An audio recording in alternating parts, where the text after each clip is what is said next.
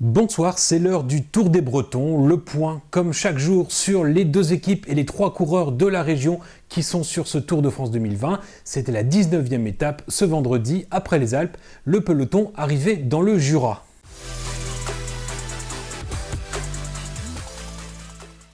Le fait du jour, c'est la victoire en solitaire du Danois Søren Kragh Andersen de la Sunweb. Il avait déjà remporté la 14e étape à Lyon. Il a faussé cette fois-ci compagnie à ses compagnons d'échappée dans les 20 derniers kilomètres. Une belle démonstration de force.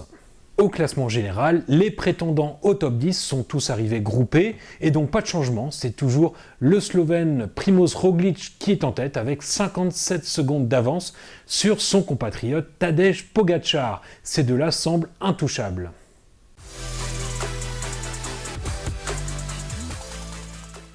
En ce qui concerne les équipes bretonnes, pas grand chose à signaler ce vendredi, hormis peut-être les contre-attaques de l'équipe BNB Hotel Vital Concept dans le final. Il y a eu Pierre Roland et puis surtout Brian Cocard qui s'était inséré dans un groupe d'échappés. Il termine finalement 15e de l'étape. On va d'ailleurs écouter sa réaction à l'arrivée.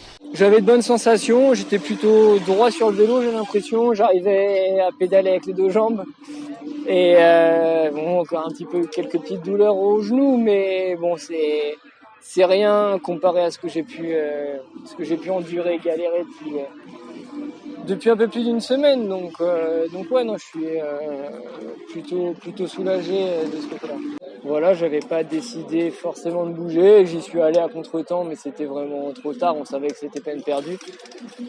Mais voilà, c'est pas une bonne journée pour nous, mais voilà, il nous reste, j'allais dire 2 occasions. Demain, on va rester les pieds sur terre, c'est sûr que on gagnera pas, mais il nous reste une bonne possibilité dimanche, donc c'est voilà, il faut voir et garder le plus d'énergie possible pour dimanche. La formation Arkea Samsic, tout comme le Brestois Valentin Madoise de la Groupama FDJ, sont restés quant à eux bien calés dans le peloton jusqu'à l'arrivée, en attendant peut-être une ultime opportunité de briller dimanche à Paris.